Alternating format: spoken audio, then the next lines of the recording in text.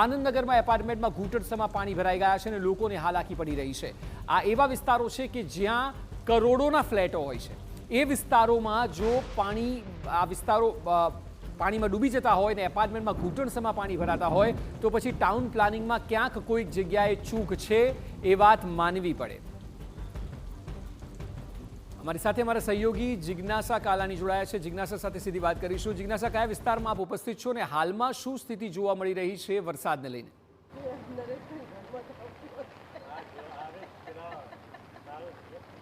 बिल्कुल अक्षय, अत्यारे हूँ आनंदनगर फ्लेट्स में उपस्थित छूँ और गई काले अमदावाद में जे प्रकारे अनराधार वरसाद आव्यो छे आखो दिवस दरमियान अनेक एवा विस्तारो हता कि ज्यां वरसादी पाणी भराई गया हता, परंतु वरसाद रात्रे थोड़ो ओसरी गयो हतो, परंतु आ पाणी छे ओसर्या नथी। हूँ आपने दृश्यों पण बतावीश कि कई प्रकारनी अत्यारे स्थिति छे। आप आ दृश्यो जुओ।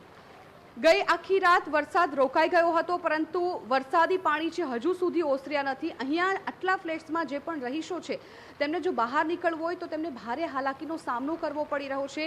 आप विचारी शको कि सवारे लोकोने चा नास्तो करवो होय तो दूध केवी रीते लेवा जवुं ए पण मोटो प्रश्न बनी गयो छे। आ बेઝમેન્ટના દ્રશ્યો પણ આપ જુઓ કે જ્યાં કોઈકના ટુ વ્હીલર, કોઈક ફોર વ્હીલર કે હજુ સુધી પાણીમાં ડૂબેલા છે, એટલે વાહનોને પણ મોટા પ્રમાણમાં નુકસાન થઈ રહ્યું છે। જે પ્રકારે સ્થાનિકો કહી રહ્યા છે કે છેલ્લા 30 વર્ષથી આ જ પ્રકારની સ્થિતિ છે। દર વર્ષે પાણી ભરાઈ જાય છે, પરંતુ કોઈ પણ કોર્પોરેટર અહીંયા જોવા સુદ્ધા પણ નથી આવતું, તેમની જાણ પણ નથી મેળવતું। કેટલાક સ્થાનિકો અત્યારે મારી સાથે ઉપસ્થિત છે, તેમની સાથે વાત કરું। વરસાદની જે સ્થિતિ છે, કેટલી હાલાકી આપને પડી રહી છે? અમને પુષ્કળ હાલાકી પડી રહી છે અને છેલ્લા 30 વર્ષથી આ પ્રોબ્લેમ સોલ્વ થતો નથી। રજૂઆત કરવા છતાં ડ્રેનેજ સિસ્ટમમાં પાણી ભરાઈ જાય છે, એ પાણી જતું નથી, એટલે એ પાણી અમારા ઘરમાં આવી જાય છે। હવે એ ઘરમાં આવે છે, અમે કોઈ અહીંયા તંત્રવાળાને બોલાવીએ છીએ, કોઈ આવતું જ નથી અને રામ ભરોસે અમારું બધું છોડી દીધેલું છે। વોટ લેવા હોય ત્યારે બધા આવી જાય છે, આમ કરજો અમને જોડે ઊભા રાખીને ફોટા પડાવે છે, પણ એન્ડ ટાઈમે જ્યારે મુશ્કેલી પડે છે ત્યારે કોઈ હાજર થતું નથી। આ અમારો 30 વર્ષનો પ્રોબ્લેમ છે અને 30 વર્ષથી અમે આ હાલાકી ભોગવી રહ્યા છીએ। કાકા, તમને કેટલી હાલાકી પડી રહી છે? કેમ કે સ્વાભાવિકપણે કે બેઝમેન્ટમાં પણ પાણી ભરાઈ ગયા છે, એટલે બહાર નીકળવું ખૂબ મુશ્કેલ થઈ ગયું છે। ઘરમાં પાણી ભરાય છે। અહીંયા આનંદનગરનું પાણી ધોઈને અમારે નીચાણવાળા ભાગમાં અંદર ઘરમાં આવી ગયા છે। આખી રાત અમારે બેસીને પાણી ખાલી કરવા પડે છે। એટલી સખત તકલીફ છે। અહીંયાથી આ રોડનો નિકાલ થાય તો અમારે એ સાઈડ આવતું પાણી ઓછું થાય, એ રજૂઆત છે કે એટલું સોલ્યુશન લાવવાની જરૂર છે। કાકા, દિવસ દરમિયાન કાલે કોઈ અહીંયા આવ્યું હતું કોર્પોરેટર કે કોઈ તમે ફરિયાદ કરી હોય, સાંભળવામાં આવી હોય એવું બન્યું છે? કોઈ કોર્પોરેશનમાંથી કોઈ આવ્યું નથી, કોર્પોરેટર કે કોઈ આવ્યું નથી।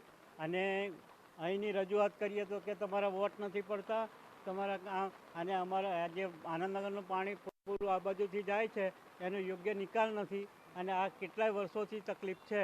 લોકોના ઘરોમાં પાણી ઘૂસી ગયા છે। આખી રાત બધાને પાણી ઉલેચવામાં ગઈ ને એવું બધું એટલું હેરાન થયા।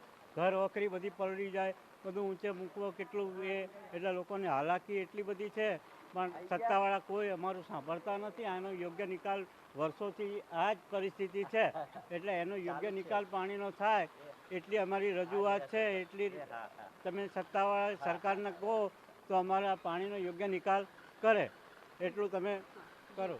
મહિલાઓ પણ અમારી સાથે છે, એમની સાથે પણ વાત કરીએ। બેન, કેટલી હાલાકી થઈ રહી?